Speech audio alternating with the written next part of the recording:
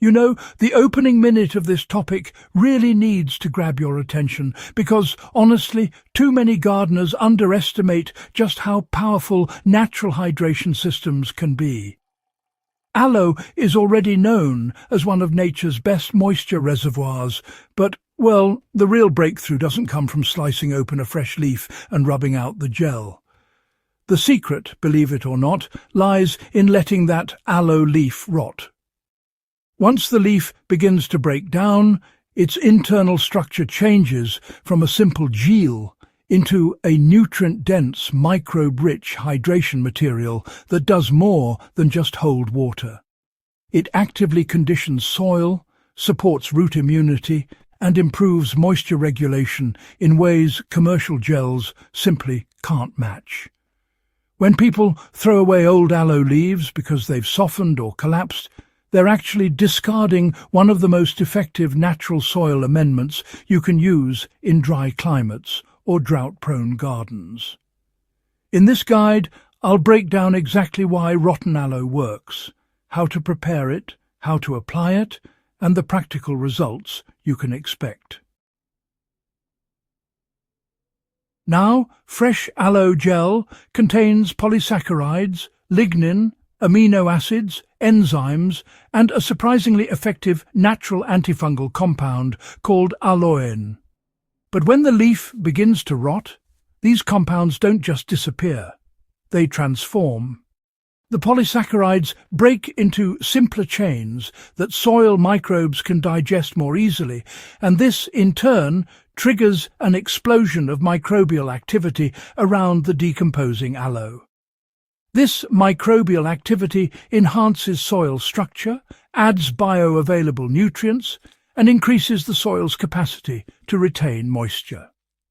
Meanwhile, the leaf's lignin fibers remain intact, long enough to create pockets of water storage, almost like a natural sponge, you know.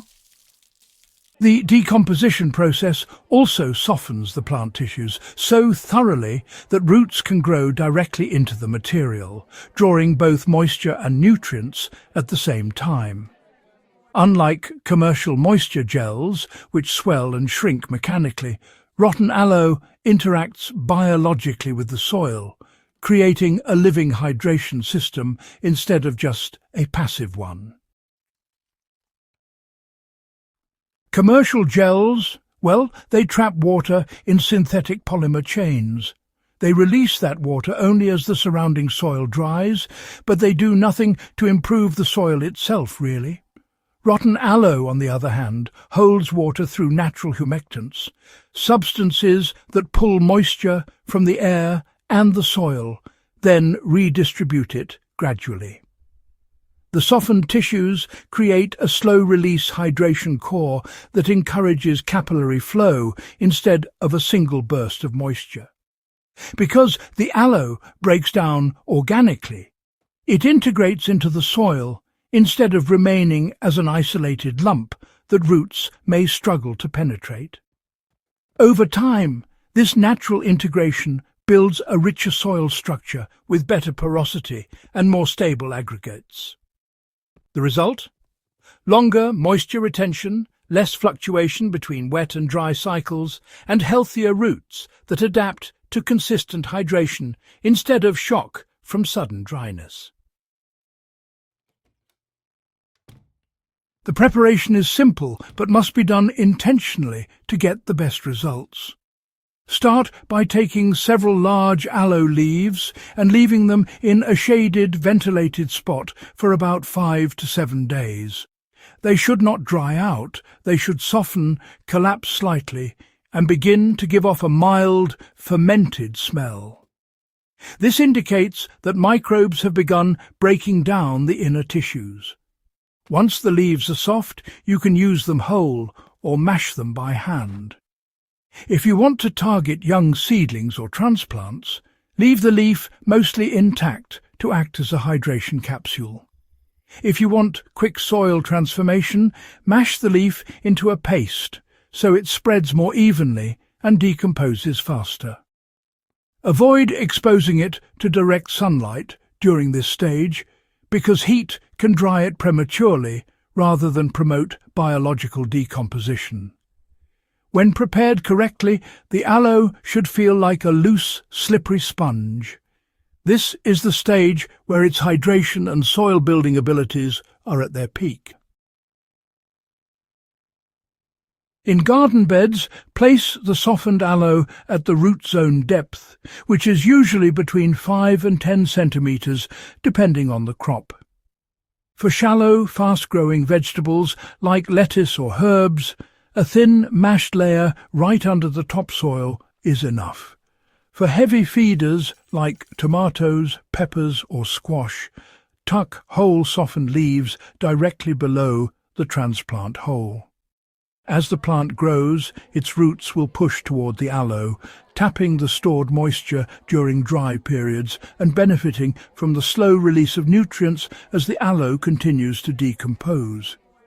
For extremely sandy beds, mix the aloe paste into the soil around the planting area.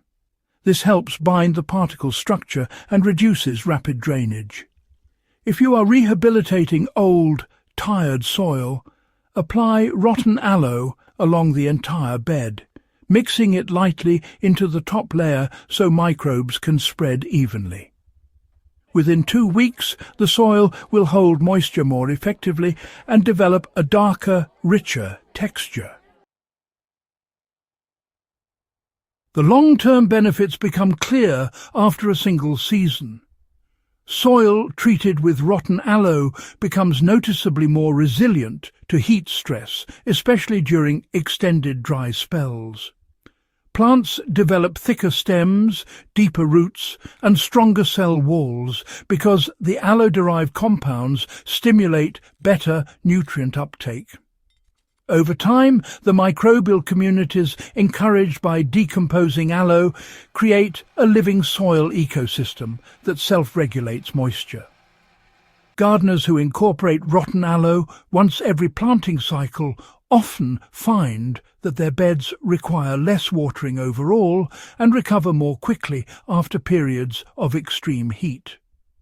This approach mirrors traditional farming methods in arid regions, where decomposing succulent plants were used as natural hydration sources long before synthetic gels existed. If you found this guide useful and want more deep, practical agricultural wisdom grounded in real experience, make sure to subscribe to FarmLab, leave a comment, and share this video with fellow growers. Your support helps us keep producing reliable, field-tested knowledge for farmers who want to grow smarter every season.